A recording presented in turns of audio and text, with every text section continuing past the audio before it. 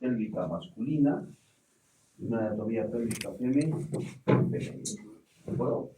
Existen ciertas características estructurales que nos permiten definir cuál es varón y cuál es mujer.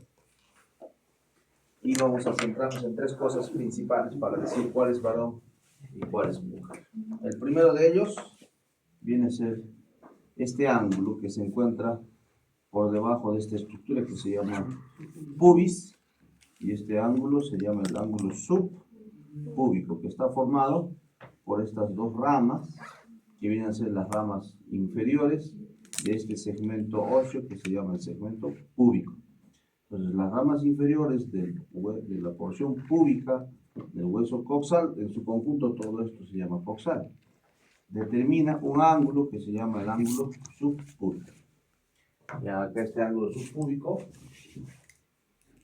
¿dan cuenta? Son ángulos diferentes, ¿sí? Ángulos diferentes. Se dice que el ángulo subpúbico en la pelvis ósea masculina, en promedio, tiene 90 grados. Pueden ser menos, pero no más. Pueden ser menos, pero no más. ¿Ok? Si es 85, es masculino. Si es 75, es masculino. La idea es que el promedio máximo del ángulo subpúbico en las pelvises masculinas llega hasta 90 grados. ¿Ok? Mientras que el ángulo subpúbico en las pelvises femeninas supera los 90, de 100 a 110 en promedio. ¿Okay?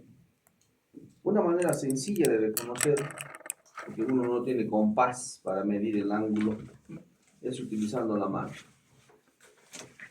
Los tres deditos de la mano. Primer dedo, segundo dedo, femenino. Segundo dedo, tercer dedo, masculino.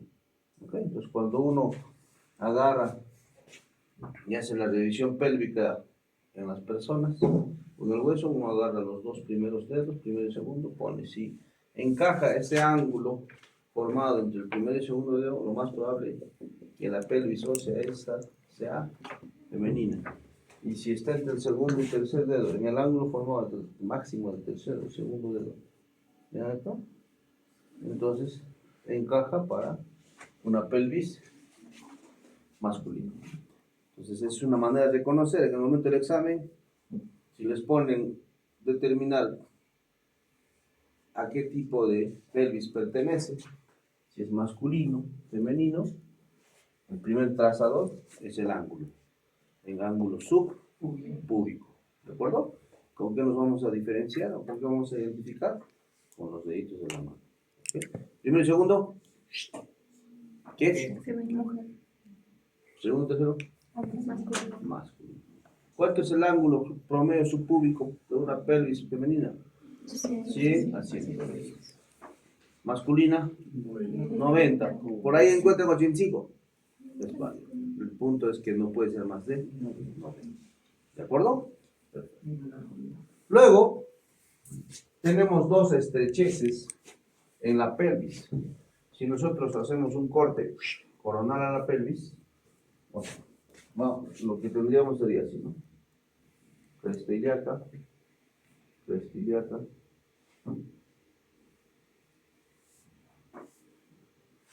Estaría el reborde acetabular, reborde acetabular. ¿Ok? Entonces, esta sería la pelvis mayor o falsa. Y este sería la pelvis menor o verdadera. La pelvis menor o verdadera tiene dos estrecheces. Una estrechez superior y una estrechez inferior. ¿Por qué se llaman estrecheces? Pues se basa en función a la estructura pélvica. O la parte superior del canal de parto óseo, porque finalmente todo este componente viene a ser el canal de parto. El canal de parto óseo. Entonces tenemos acá una apertura pélvica inferior, una apertura pélvica superior. ¿De quién? De la pelvis menor. De la pelvis menor. O verdadera. ¿Ok? ¿Cómo está determinados los límites de la pelvis menor o la estrechez superior? ¿Cómo determinamos? Ángulo subpúbico, o perdón, reborde subpúbico, o perdón, reborde sin físico.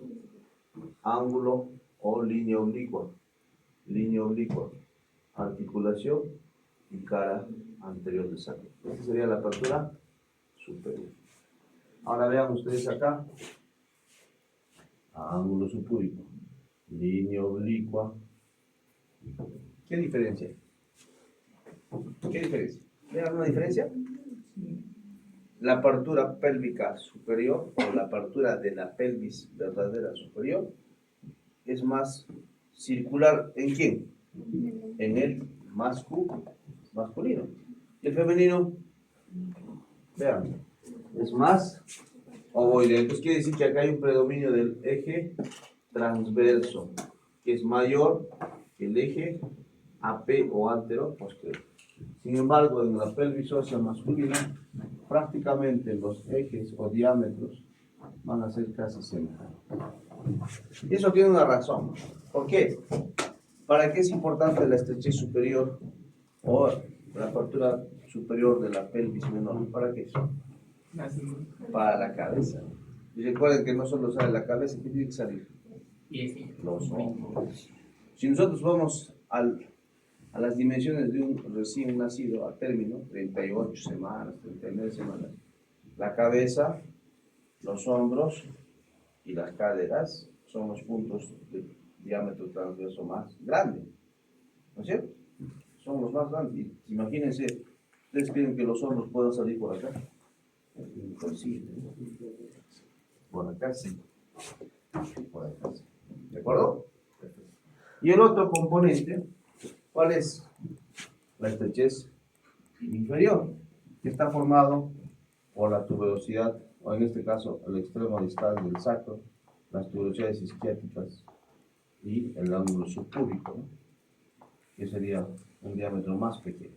Igualmente, los diámetros de la pelvis menor o inferior van a ser más redondeados en la pelvis masculina que en la pelvis femenina. La pelvis femenina, en cambio, tiene diámetros más anchos comparado con los diámetros masculinos. Entonces, vean ustedes acá. ¿Ven? Lo que decíamos, ¿ven? Aquí está, este es un masculino, este es un femenino. La estrechez superior pélvico o la que va del sacro hacia el pubis, redondo. Vean acá, ovalado. Vean el inferior, redondo. El de abajo, ovalado. Miren el ángulo, 90 o menos de 90, ángulo agudo. Este ángulo obtuso o mayor de 100 a 110. ¿De acuerdo? Por otro lado, las crestas ilíacas, o perdón, las alas del ilíaco o del coxal son más angostas, mientras que las alas del ilíaco o coxal son más anchas. ¿Por qué? Porque recuerden que es esta la que va a sostener cuando el abdomen esté con contenido grávido, o sea, cuando esté gestando, ¿no? Imagínense acá va a sentarse. En cambio, acá no hay superficie de soporte. Por eso la anatomía pélvica femenina está diseñada de acuerdo a su fisiología. De acuerdo a su fisiología. Siempre tenía un profesor que decía, ¿por qué el varón siente más atracción por una mujer que tiene una pelvis mucho más ancha y unas caderas, que expresan unas caderas más anchas, comparada con una mujer que no tiene una pelvis ancha? Eso no tiene nada que ver desde el punto de vista morboso, sino desde el punto de vista fisiológico. Porque el instinto de los seres vivos en la naturaleza, de cualquiera, lo único que nos diferencia, ¿cuál sería? El ser racional. Nosotros somos conscientes y razonables de lo que hacemos, de lo que decimos y de lo que deseamos. Pero si no tuviésemos ese instinto, simplemente nosotros tendríamos esa capacidad de escoger a la mujer que a futuro va a ser la que va a mantener los genes de la especie. ¿Sí o no? Y en ese mismo precepto ocurre en el ser humano, ¿no? En el ser humano ocurre lo mismo, ¿ok? Aunque ahora en esta época ya la cosa está muy rara, ¿no? No está pasando lo que la naturaleza lo ha determinado como ley. Los Terian. ¿No? Los Terian. No solo los Terian, no solo los Terian. ¿Entienden? Entonces vamos a empezar a hablar hueso por hueso. Entonces, ¿cómo está formado la pelvis? La pelvis como estructura ósea. Pues en la parte media, vean ustedes acá, en la parte media está formado única y exclusivamente por dos huesos. En la parte superior, el sacro, y hacia abajo el coxis. Y en la parte lateral y anterior, vean acá, lateral y anterior, estaría formado por el hueso coxal. El hueso coxal, como ustedes recordarán, desde el punto de vista embriológico, tiene 3 puntos de osificación, los cuales van a determinar los segmentos o las partes del coxal. Hacia arriba, ilion, hacia abajo y hacia atrás, isquio, hacia adelante y hacia arriba, el pubis. Los 3 segmentos, los cuales se van a unir o fusionar en la parte media a nivel de la fosa acetabular, donde se conjuncionan y consolidan el proceso de osificación y finalmente terminan siendo una sola estructura ósea. Pero al inicio, cuando ustedes vean, sean pediatras, en el caso sean pediatras, o cuando roten pediatría, o cuando roten neonatología, se suele hacer en algunas sospechas placas radiográficas de pelvis, sobre todo en las displasias congénitas de cadera. Entonces, uno toma la placa radiográfica y no encuentra, como normalmente estudiamos al hueso, como si fuese uno solo, sino van a encontrar 3 segmentos óseos, ¿no? ¿Por qué? Porque está en proceso de osificación y se ven ahí los 3 puntos de osificación que determinan los 3 huesos. Vamos a hablar entonces del hueso coxal. Hueso coxal, ¿cómo definiríamos? El hueso coxal es un hueso del esqueleto de la cintura pélvica o del esqueleto de la pelvis. ¿Dónde estaba? ¿Qué parte de la estructura pélvica formaba? Formaba la parte lateral y anterior. Porque recuerden la parte posterior, ¿qué forma? Sacro y coxis. Pero de estos dos, ¿cuál es el principal? El sacro. Sacro es el principal. Doctor, y el coxis puede estar ahí, pero no es la estructura principal del componente central de la anatomía del esqueleto pélvico. ¿De acuerdo? Muy bien. Entonces el hueso coxal se dice que tiene la forma de un cuadrilátero. Cuadrilátero. Donde yo voy a tener borde superior, borde anterior, borde posterior, borde inferior, ángulo antero superior, ángulo antero o postero superior, ángulo postero inferior, ángulo antero inferior. 2 caras, esta cara que estamos viendo acá, la cara externa, y la que está hacia adentro, hacia el fondo, sería la cara interna. Pero, ¿qué características tiene esta estructura cuadrilátera? Porque en el punto fijo se va a torcer, se tuerce, gira con respecto al eje central, haciendo una rotación, ¿okay? Donde la parte inferior se mete hacia adentro. Por eso el pubis está anterior y medial. ¿De acuerdo? Entonces, como tiene la forma de un cuadrilátero, hay que distinguir cuáles son esos cuadriláteros. O cuáles son sus bordes anteriores. Tenemos acá un borde anterior, un borde posterior, un borde superior y un borde inferior. Esta que estamos viendo sería la cara externa y la que está al fondo sería la cara interna o cara pélvica o cara medial. ¿De acuerdo? Entonces, la cara externa a su vez lo vamos a dividir en 3 partes. Esta cara superior, que es donde están los músculos glúteos, también conocido como la cara glútea. ¿Por qué? Porque prácticamente ahí se van a estar originando los glúteos, tanto mayor, mediano y menor. Por eso esta cara superior se le conoce como la cara glútea. La parte media, donde está esta fosa, donde encaja la cabeza femoral, se conoce como la pars acetabular o articular. ¿Ya? Pars acetabular porque forma prácticamente toda la superficie de la pars media, esta estructura de superficie que se conoce como el acetábulo. O pars articular porque acá encaja la cabeza de la extremidad superior del fémur y forma la articulación de la cadera. Entonces vamos a escuchar siempre la anatomía de la cadera, la articulación de la cadera. ¿Qué es eso? La anatomía o la articulación de la cadera es esta articulación entre la cara media o cara lateral del hueso coxal o el acetábulo con la extremidad superior del fémur. Ambos forman una articulación que se conoce como la articulación de la cadera o coxofemoral. Pero en el ámbito clínico aplicativo van a hablar de articulación de la cadera. Siempre. ¿No? Artrosis de cadera. Después van a hablar sobre fractura de la cadera. Dolor de la cadera. Entonces el término cadera implica a esta unión de la superficie acetabular del hueso coxal con la extremidad superior del fémur. ¿De acuerdo? Y la parte inferior del hueso coxal, que es este de acá, que forma un foramen en el hueso seco, pero en el hueso fresco está tapizado por una membrana, que se conoce la pars isquiopúbica o la pars obturatriz. ¿Por qué? Porque este foramen que está acá se llama el foramen obturatriz. ¿De acuerdo? ¿Se entiende?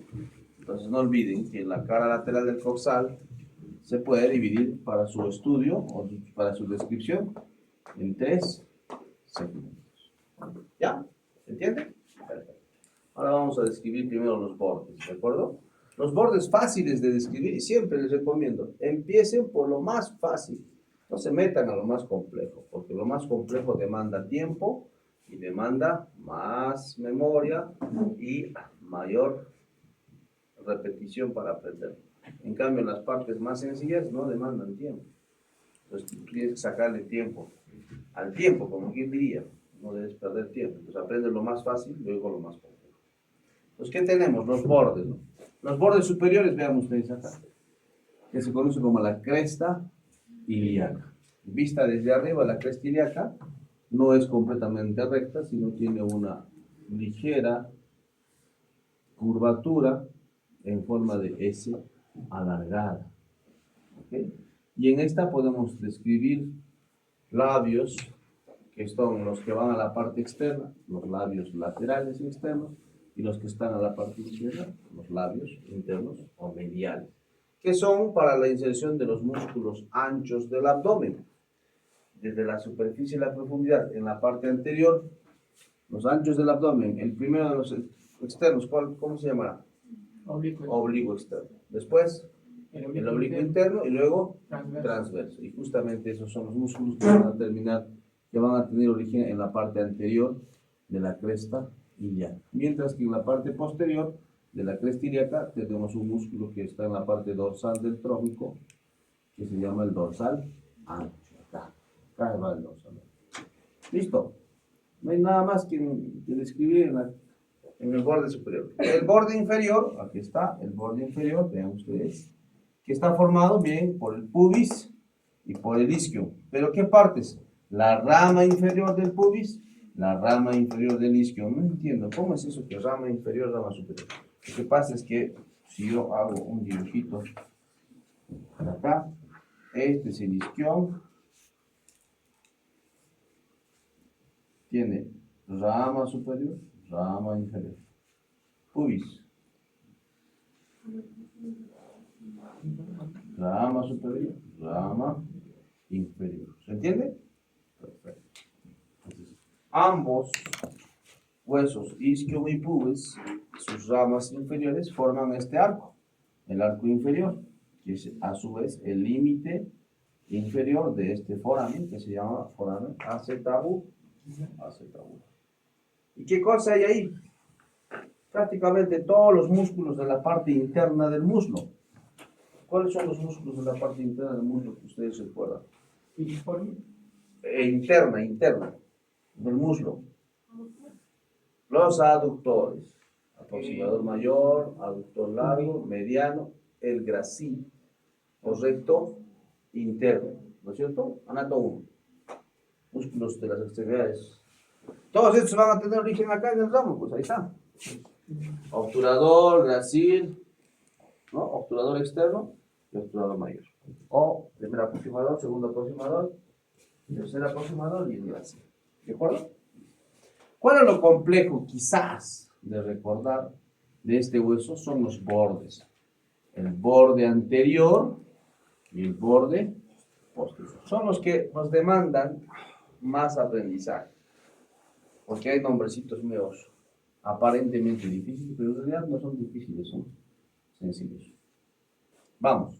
¿De dónde a dónde es el borde anterior? Desde este punto. Este punto se llama ángulo anterosuperior o espina ilíaca anterior y superior. ¿Hasta dónde? Hasta acá. ¿Qué es el ángulo? Ángulo del pubis. O sea, va de ángulo a ángulo. Ese ángulo, o ambos ángulos, está siendo unido por el borde anterior del hueso coxal, que va a formar escotaduras, principalmente gracias a una presencia, que es la espina ilíaca antero-inferior. Por debajo de la espina ilíaca antero-superior y por encima de la espina ilíaca antero-inferior hay una escotadura. ¿Qué tiene nombre? Innominada. No tiene nombre. Pero algunos le dicen, no, es la escotadura del cutáneo femoral lateral.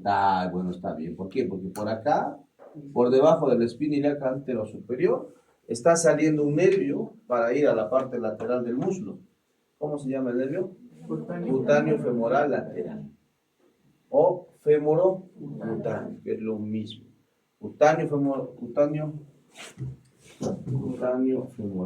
lateral. Cutáneo femoral lateral. ¿Ok? Ese cutáneo femoral lateral o cutáneo femoral sale por debajo.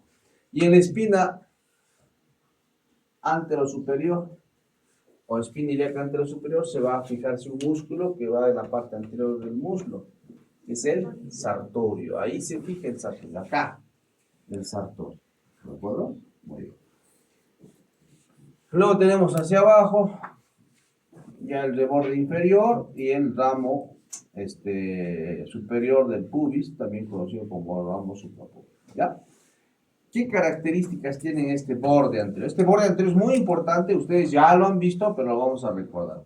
Este borde anterior de la espina ilíaca anterosuperior a la espina del pubis o al ángulo del pubis se va a fijarse un ligamento, ¿no? Que va del ilion al pubis. ¿Cómo se llama el ligamento?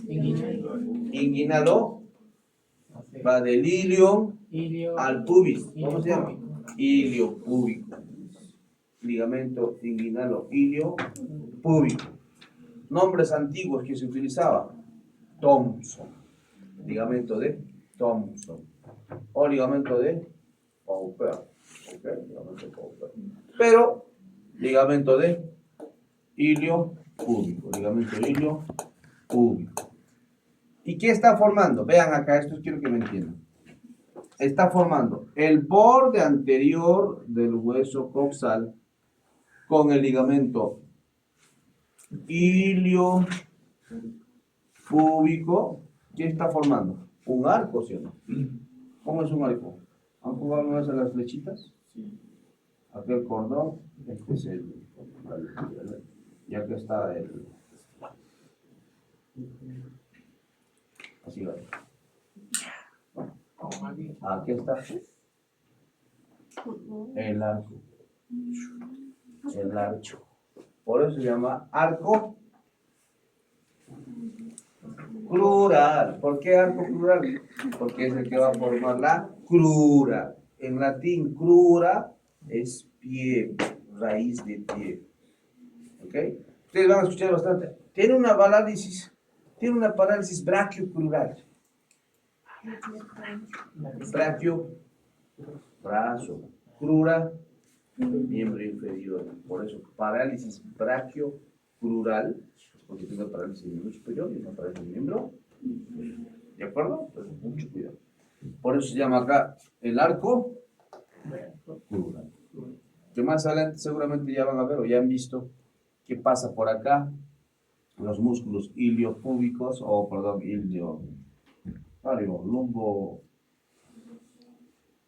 lumbos ilíacos, ¿no? El músculo lumboilíaco pasa al nervio, al nervio femoral, está pasando la arteria femoral, ¿cómo se llama?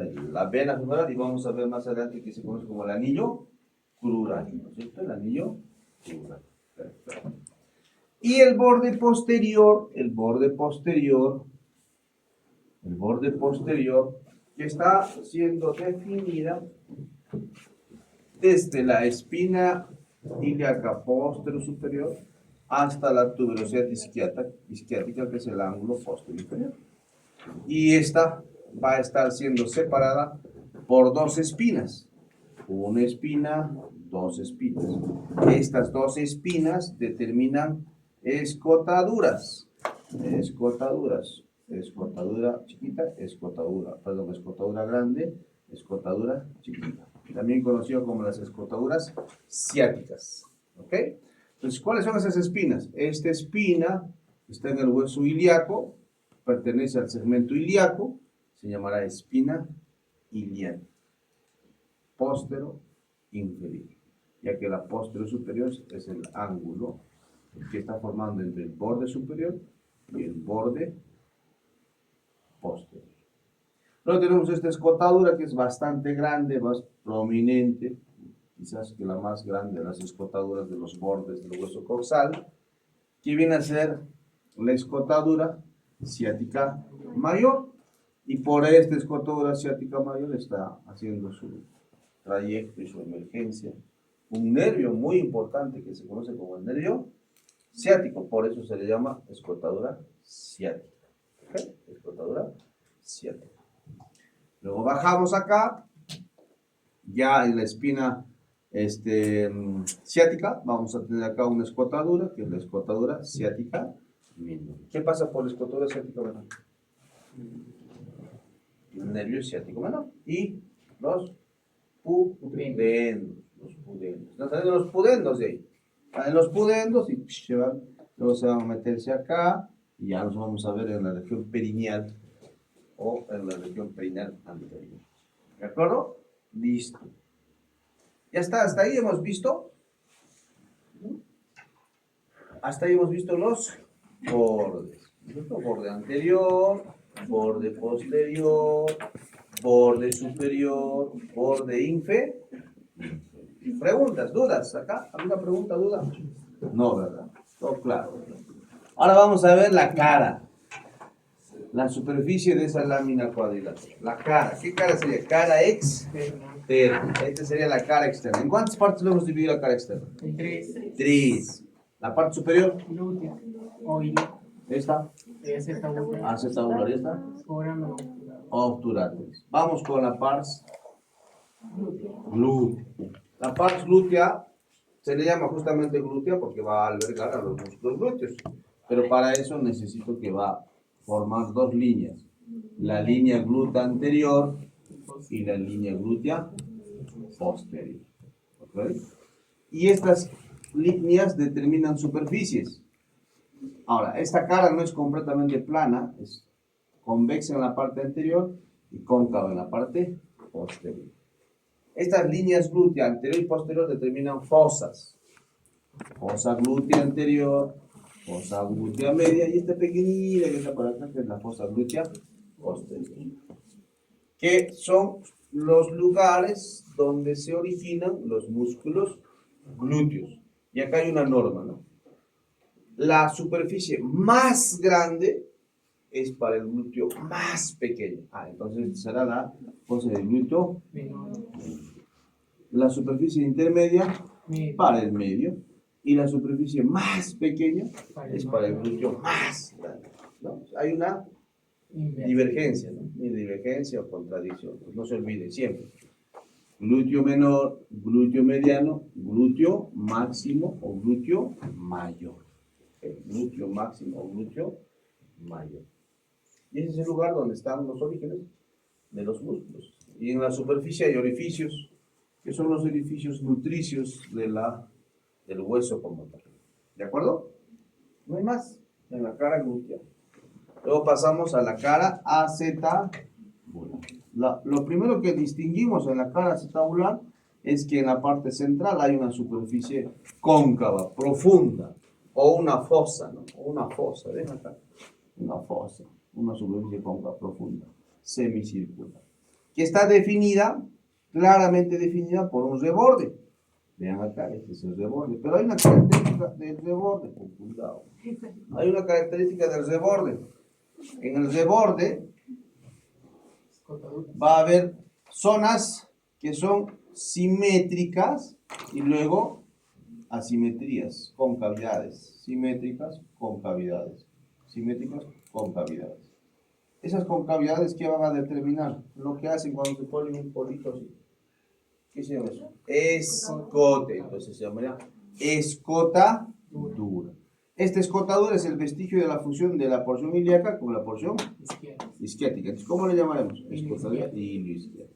Esta escotadura es el vestigio de la fusión del ilíaco con el pubis. ¿Cómo se llamará? Iliopúbica. Y esta de acá, que es la más prominente, más grande, entre la parte púbica y la parte isquiática. ¿Cómo se llama la escotadura? Isquiopubiana.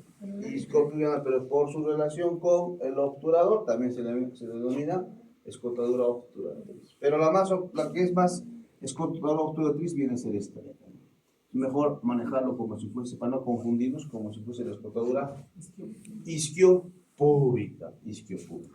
¿Ok? Entonces, pregunto, y una cuestión de razonamiento nomás.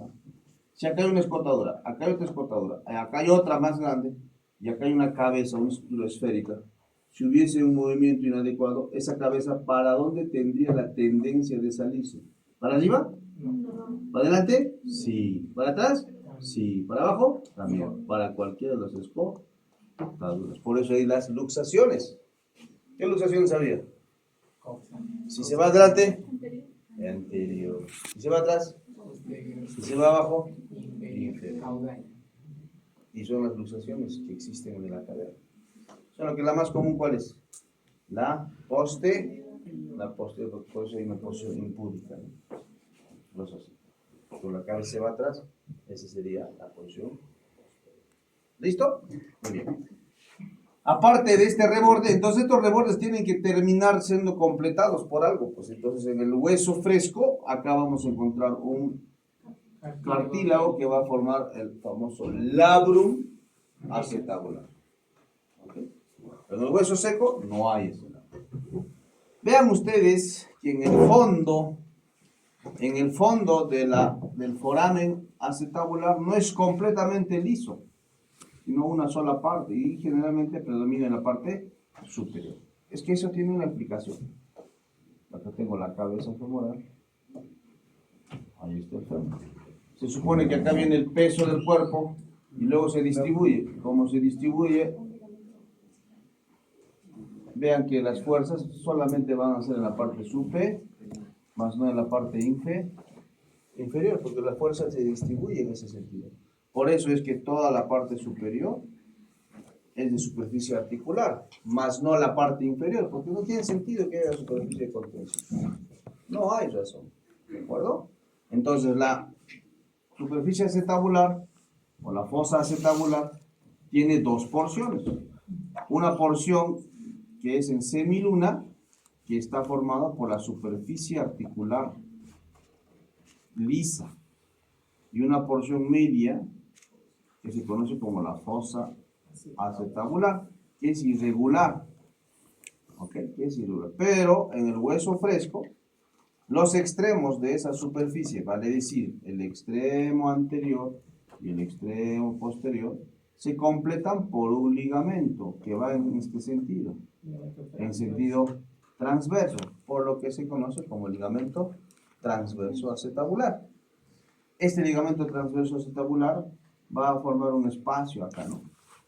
Por donde una arteria ingresa y se mete al ligamento redondo de la cabeza femoral y es la responsable de la vascularización de la cabeza redonda o de la cabeza femoral, lo que forma el territorio de vascularización directamente de la extremidad superior del fémur. Por eso cuando se rompe este ligamento, ¿qué riesgo hay? Necrosis ¿de quién? De la cabeza femoral. Necrosis de la cabeza. Por eso las luxaciones que estiran el ligamento redondo hay que corregirlos. Porque si se pasa más de 6 horas, más de 12 horas, 24 horas con la luxación, nadie lo corrige, ¿qué va a pasar? Puede ocurrir que haya una isquemia de la cabeza femoral. Y si hay isquemia de la cabeza femoral, hay que hacerle un cambio de cabeza femoral, una prótesis de cadera. Y eso ya es más costoso. Más barato es volver a su lugar la cabeza femoral que esperar a que se meta. ¿De acuerdo? Por encima de este reborde acetabular existe un surco que está acá, que es este, que se conoce como el surco supraacetabular. ¿Okay? ¿Para qué sirve ese surco supraacetabular? Porque ahí va a ir un músculo. ¿Quién es? El tendón reflejo del recto anterior. Okay. El tendón reflejo del recto anterior. Y eso es lo que les guía a los traumatólogos para poder ubicar el reborde. Si le guían, cogen el tendón del recto anterior y con el dedito se guían y hasta rápido ubican el espacio y hacen su cirugía de reemplazo de cadera. ¿Okay? Y luego pasamos a la parte inferior, que es esta de acá. La parte inferior de la cara lateral del hueso coxal, como pueden darse cuenta, en el hueso seco es un espacio, una estructura perforada, que se conoce como el foramen obturador. Que en el hueso fresco está siendo tapizado por una membrana que se conoce como la membrana obturativa. En el hueso seco, en la parte anterior, acá hay una escotadura, que se conoce la escotadura obturatriz. Y cuando se tapiza con la membrana obturatriz, esa escotadura se completa y forma un orificio de salida. Por acá sale un nervio hacia la parte interna del muslo. Ese es el nervio obturador. Entonces, claro, estoy hablando de la salida del nervio y junto con eso la arteria obturatriz. La vena está ingresando, la vena obturatriz. Siempre, ¿no? Recuerden que existe una unidad vasculonerviosa estándar en el cuerpo, ¿no? El famoso van, a todos van, vena, arteria, nervio, vena, arteria, nervio, vena, arteria, nervio. ¿No es cierto? Todo. ¿En qué lugar no se cumple eso?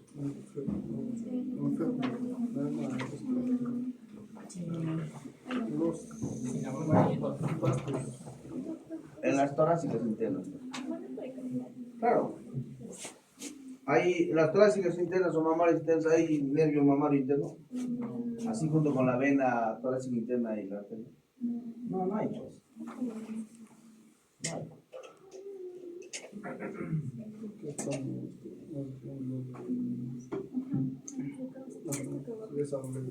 Ajá.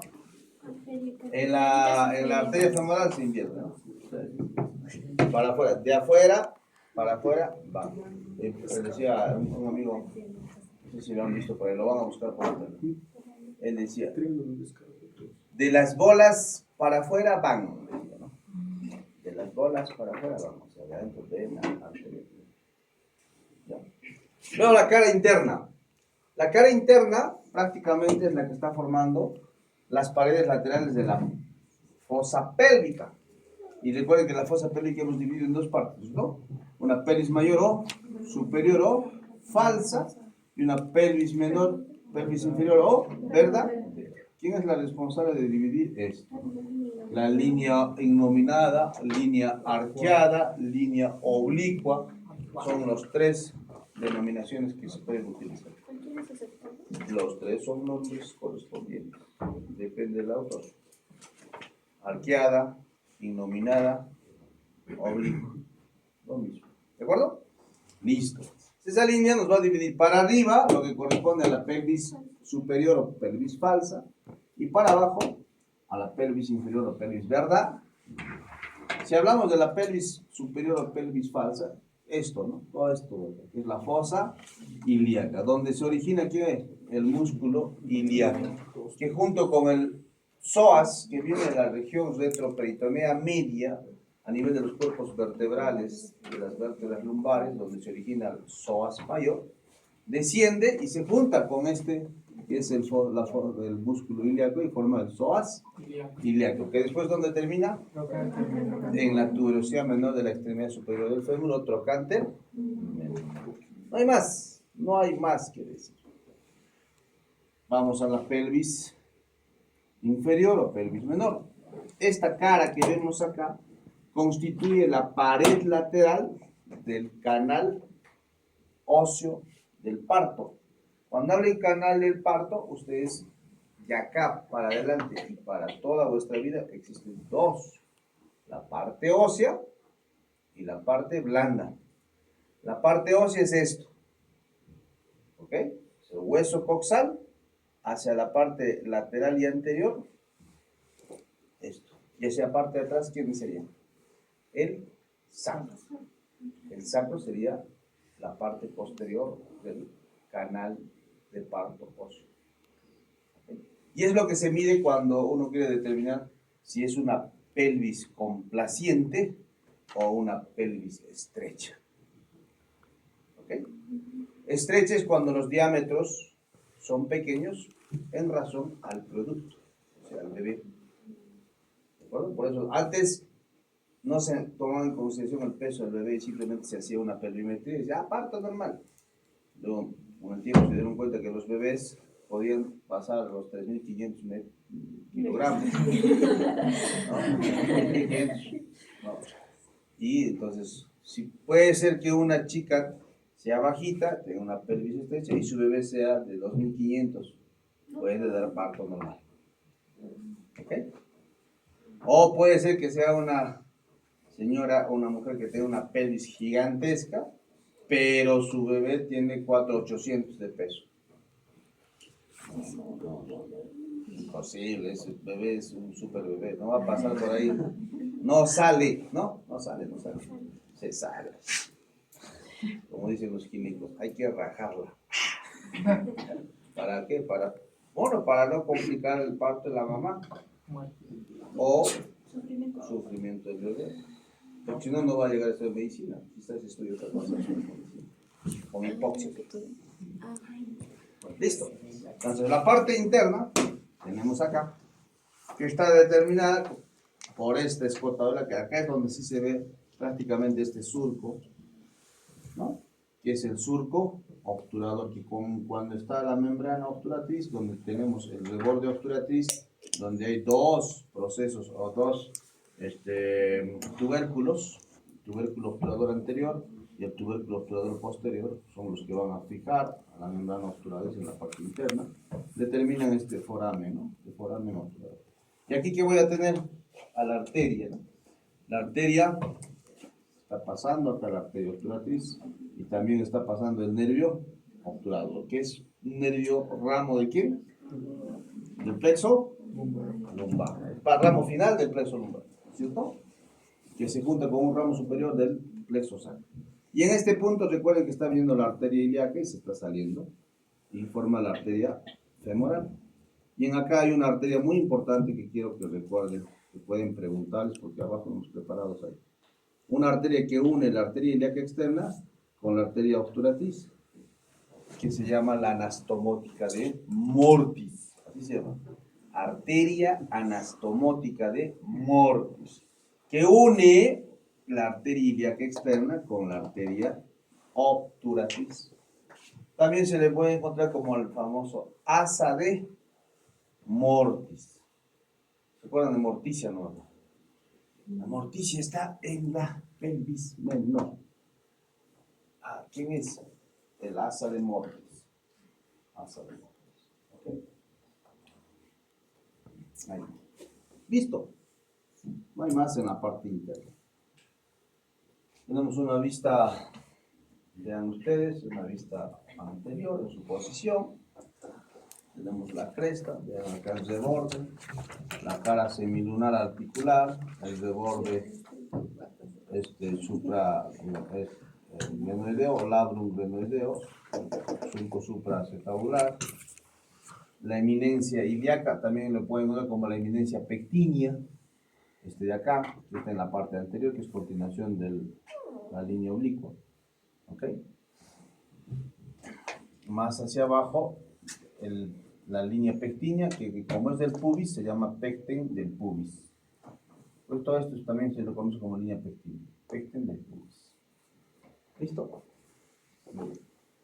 Hasta ahí vendría a ser el hueso que forma la pared lateral y anterior del hueso, o del hueso pélvico, o el esqueleto pélvico. ¿Ok? El esqueleto pélvico. ¿Listo? Y hacia atrás, ¿a quién teníamos? Al sacro. El sacro es la fusión de los huesos sacros. En su origen, los huesos sacros están formados por vértebras.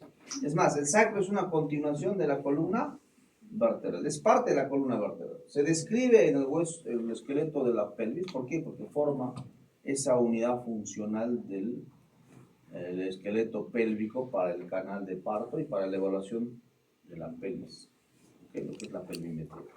Entonces, también ya lo hemos visto, o lo han visto, pero igual vamos a repasar. Desde la cara anterior es cóncava o convexa.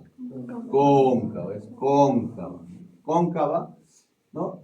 Y presenta estas crestas, ¿no? Que son puntos de osificación y de unión, de fusión de las vértebras sacras, ¿no? ¿Cuántas vértebras sacras se fusionan? 5. 1, 2, 3, 4, 5. Y luego continúa con este pequeño, que es el famoso coxis o huesito de la alegría, ¿no? Cuando se luxa ese huesito, el dolor es intenso. El coxis, hueso de la alegría, o sea, así ya han puesto entre comillas. ¿Por qué? Porque realmente te ocasiona problemas, no puedes ni sentarte, estás caminando con tu dona, a todo lado con tu dona. ¿Vas a sentarte? No puedes ni caminar. Y si te toca algo, por eso es hueso de la alegría. Doloroso. Si alguien odian y quieren que sufra, denle una patada exactamente en el coxis, lúxenlo y les aseguro que les va a doler un montón. Pero en contextos fisiológicos de la gestación, este coxis tiene una particularidad. Por efecto hormonal, tiene la capacidad de luxarse solo. Se luxa, no hay dolor. No sienten dolor. Después termina el proceso hormonal, todo, otra vez se vuelve a fusionar. Es increíble, ¿no? No, eso no pasa en el huevo, eso no pasa en la mujer. La cara anterior presente entonces en la parte lateral estos forámenes, que son los forámenes sacros anteriores, por donde están saliendo los ramos sacros anteriores, que luego van a constituir el famoso plexo sacro.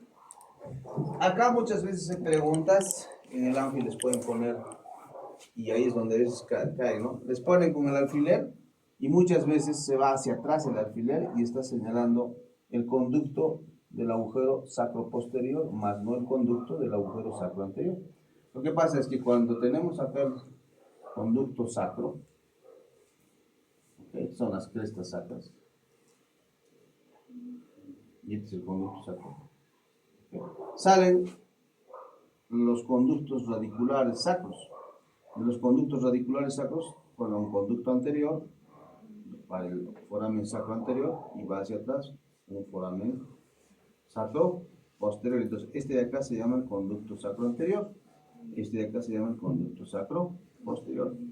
Pero cuando vemos una vista así como la que estamos viendo, es como si hubiese un solo hueco adelante y un solo hueco atrás, y estos dos fuesen uno solo, ¿verdad? Pero en realidad no es así. Ustedes van a ver en el sacro, van a darse cuenta que hay un canal acá, que es el conducto sacro de la raíz sacra. Para adelante, sacro anterior, para atrás, sacro posterior, y recién tengo el foramen sacro anterior, que es lo que estamos viendo, y el foramen sacro posterior, que ambos, por la perspectiva y el mismo nivel que tiene, uno ve y se da cuenta como si fuese uno solo, ¿no? Pero en realidad no es así. No es así, ¿de acuerdo?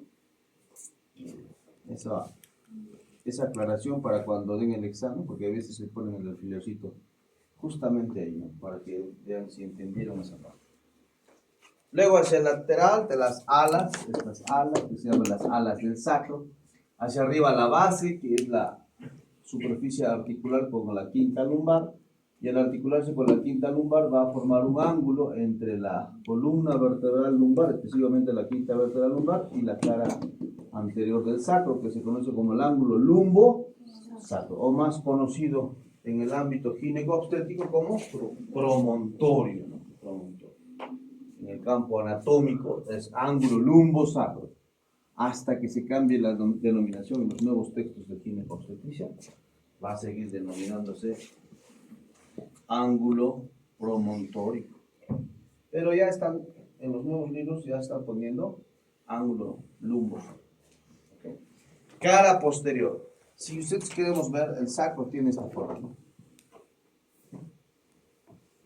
Esta sería la cara anterior, que es cóncavo, y la cara posterior, que es convexo. Mientras que la cara posterior es lisa, la cara posterior es irregular y presenta crestas, ¿no? Las crestas, que son formaciones del proceso de osificación o consolidación de las vértebras sacras, ¿no?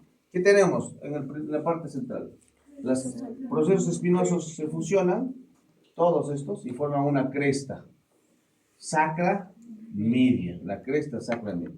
Que hacia arriba está la apertura del foramen o conducto sacro, que es la continuación del conducto vertebral, y hacia abajo, esta cresta sacra se bifurca mediante las astas del sacro y forman este espacio. ¿Ven acá? El hiato sacro. Muy importante el hiato sacro para la terapéutica. Pacientes con leucemia, muchas veces se hace tratamiento intratecal, o sea, a nivel del espacio epidural. Y se palpa estas dos cositas, y ahí está el orificio, con una aguja se mete y se pone el medicina. O sea, tratamiento intratecal.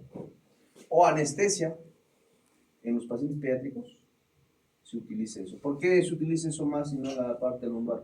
Porque recuerden que la médula espinal de los niños está más abajo que en los adultos. Por lo tanto, mejor me meto por el hiato sacro y doy el anestésico para él. ¿Ok? Entonces, cuando se bañen, están duchándose y estén con el jabón. Cuando ya lleguen a la parte prohibida, sueltan el jabón y buscan sus hiatos. Y van a encontrar dos nodulitos. Y luego con el dedo medio buscan el espacio. Ajá, que practiquen, porque algún día van a necesitar pincharse algo cuando no tenga nadie que les pinche. Difícil, ¿no? No hacen prácticas de básica americana, ¿no? En ustedes no se han pinchado. Sí se han pinchado. En la crisis. ¿Sonda nasogástrica? No, todavía. ¿Solo venoso? Sí. No han vivido. Cuando yo estaba en la universidad, nos hacíamos sonda nasogástrica y todo era normal. Ahora, que en la clínica como mamá vaya, y no, yo quiero que me haga la cesárea, no pienso sufrir cesárea a veces. Qué tajo quiero tener acá, no importa, dice, ¿no? Es otra cosa, pero una condición de cesárea es porque hay algo del parto que está condicionando que no sea nada normal o natural. Pues ahí tienen que monitorizar después de la cesárea la orina, ¿no? Que no haya cambio de color o que no orine, porque lo peor que puede pasar es que cambie de color de amarillo que es normalmente ámbar, a un tanto naranja, luego rojo. Entonces, ¿qué ha pasado hoy? Se llevaron el uréter. O lo otro es que, qué raro, un volumen de 100 en casi 8 horas. Bueno, bonito dice, 24 horas, 250 de orina. ¿Qué ha pasado? Te campaste, pues, la ureter. O lo cortaste. Ahí, ¿qué haces? Urólogo, ayúdame. Otra vez abrir, ubicar, reconectar, tunelizar y esperar que cicatrice. Porque si no se da cuenta, ¿qué va a pasar? O hay uroperitoneo, porque orina en el peritoneo, o si lo ha clampado, ¿qué va a pasar? El riñón va a seguir produciendo orina, entonces, ¿qué va a pasar? Los uréteres se van a dilatar. Hay un riñón abajo en el anfiteatro, han visto que es dilatado con unos uréteres así gruesos. Igualito pasa en la mamá y va a hacer falla renal. Entonces, por eso se deja las sondas para monitorización. Las sondas urinarias son para monitorización o para desobstrucción. Ese es el principio del uso de los catéteres urinarios. Monitorización o desobstrucción. En los pacientes prostáticos, nosotros, los varones, ya está quedando pronto. Por hipertrofia prostática, ¿qué me van a poner? Ni loco yo me voy a poner. Primero muerto, ya. Por ahí, para desobstruir. Porque si no hace retención urinaria y por presión hidrostática hay reflujo urinario. Este reflujo, ¿dónde llegará? Al riñón, y las pelvis, ¿qué van a pasar? Se dilatan y cada vez el espacio va a estar ocupado por orina, lo que debería estar ocupado por parénquima renal, y el riñón, ¿qué va a pasar? En sentido retrógrado, los túbulos se van a dilatar, luego así sucesivamente la asa de Henle, y finalmente toda esa fisiología de filtración y de absorción se pierde. El riñón deja de función. Por eso las primeras fallas renales, las insuficiencias renales en la región del Cusco se deben a una causa: la hipertrofia prostática.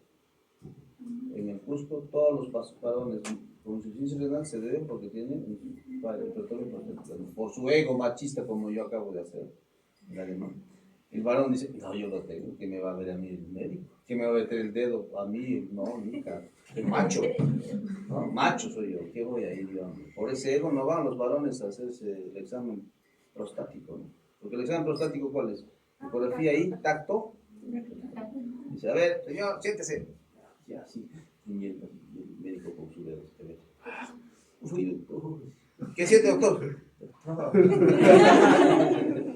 Creo que lo amo. Y luego, doctor, me toca mi control. Si todas las veces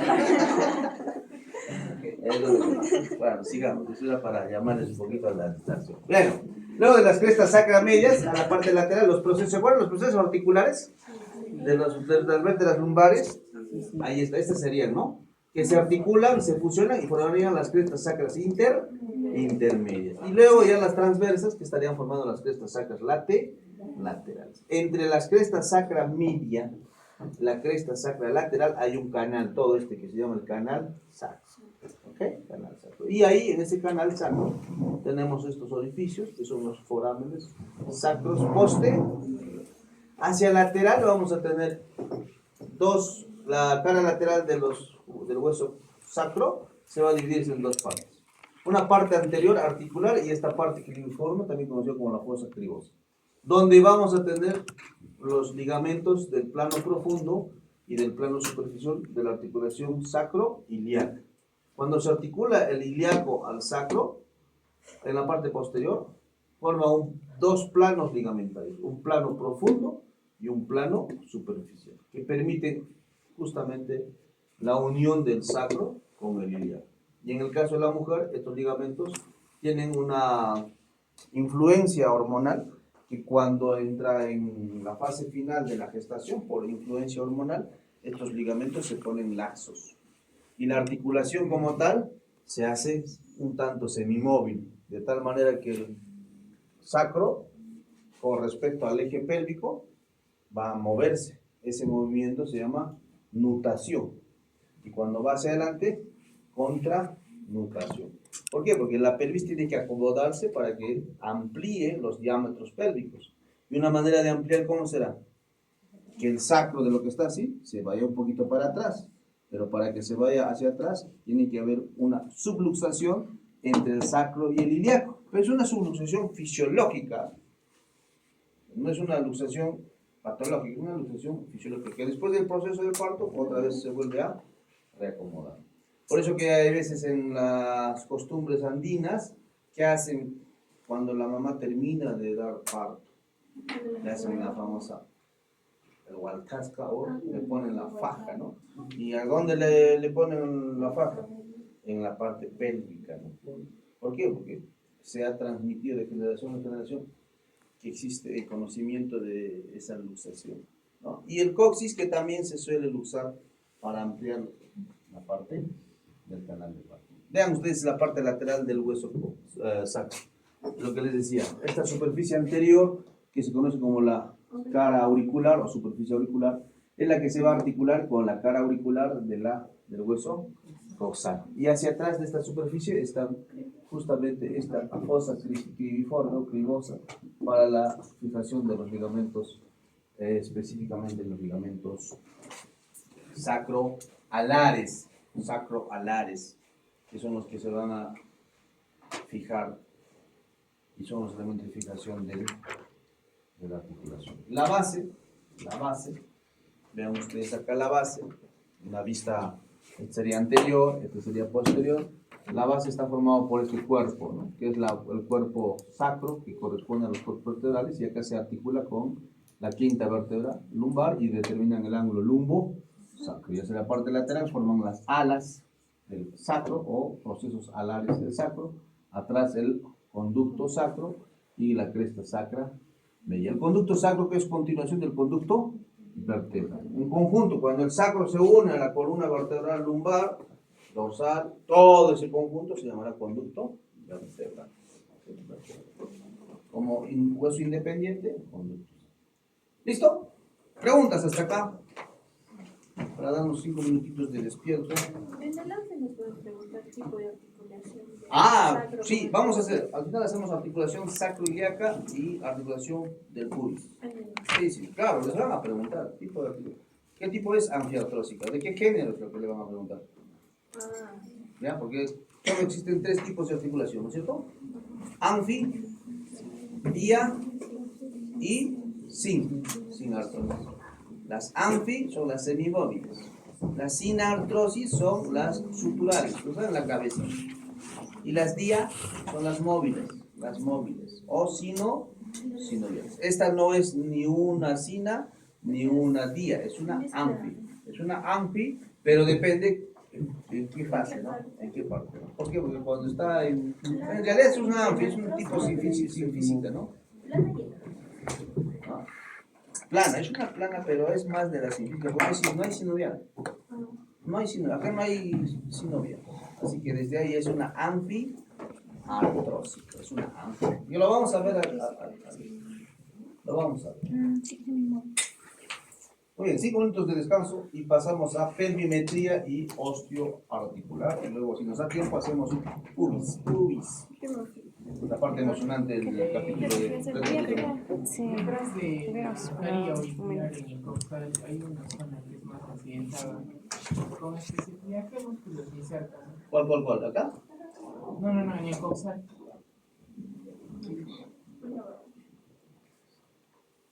El oblicuo, el glúteo mayor, y hacia arriba tenemos la carilla auricular en la cara mediana. Acá está. Ahí, en la tuberosidad.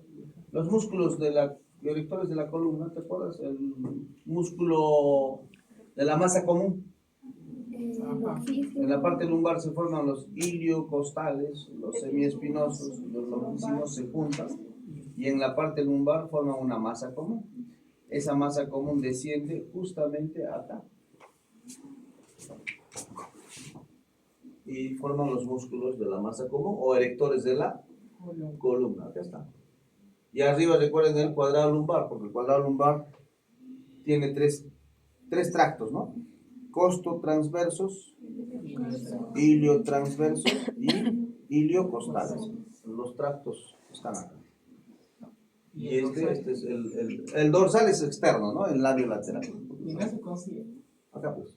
en el tercio medio de la cresta sacra. O Siempre cresta ilíaca. el alfiler se lo digo erectores de la columna y el cuadrado lumbar. No. Claro, el cuadrado. Sí, pero principalmente los erectores de la columna o músculos de la masa común o el conjunto de la masa muscular iliocostal, espinoso y el longísimo. Cualquiera de esos es lo mismo.